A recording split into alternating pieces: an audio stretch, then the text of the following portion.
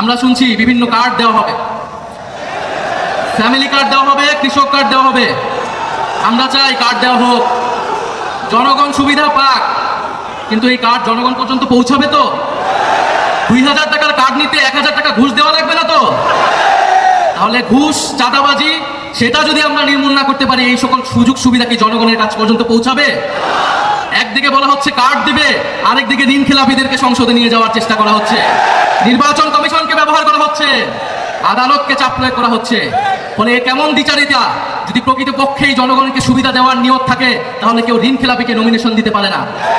যারা ঋণ পরিশোধ করে নাই তারা সংসদে গেলে আপনার মনে হয় তারা ঋণ পরিশোধ করবে? আর এরা আবারও ঋণ নিবে, এরা আবারও টাকা লুট করবে, এরা আবারও টাকা পাচার করবে বিদেশে। আমরা তো এই বাংলাদেশ চাই নাই, আমরা তো সেই লুটেরাদের বিরুদ্ধে গণ অভ্যুত্থান করেছি। ফলে নতুন কোন লুটেরাদের আমরা ক্ষমতায় যেতে দিব না, বাংলাদেশের জনগণ তাদেরকে ক্ষমতায় যেতে দিবে না। সংগ্রামী বন্ধুগণ, বলা হচ্ছে বস্তিবাসীকে ফ্ল্যাট দেওয়া হবে।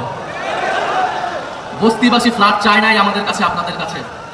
বস্তিবাসী চায় নিরাপদ জীবনের নিশ্চয়তা, বস্তিবাসী চায় মর্যাদাপূর্ণ কর্মসংস্থান। বস্তিবাসীকে ঢাকা শহরে আজ পর্যন্ত যারা ফ্ল্যাট দেওয়ার অঙ্গীকার করেছে, তারা বস্তি উচ্ছেদের পরিকল্পনা করেছে। তারা বস্তিতে আগুন লাগিয়েছে, বলা হয়েছে আপনাদেরকে ফ্ল্যাট দিব, আপনারা বস্তি থেকে উচ্ছেদ হন।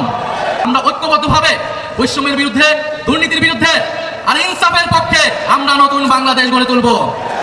শেষে যাওয়ার আগে আরেকটি কথা, এবারে নির্বাচন শুধু সরকার বদলের নির্বাচন নয়, দেশ বদলের নির্বাচন। এবারে নির্বাচন ক্ষমতা পরিবর্তনের নির্বাচন নয়, ক্ষমতার কাঠামো পরিবর্তনের নির্বাচন। ফলে নির্বাচনের সাথে আরেকটা গণভোটও আছে, এটা অনেক দল ভুলে যায়, কিন্তু আমরা ভুলি না, জনগণও ভুলবে না। ফলে গণভোটে আমরা কি দিব? গণভোটে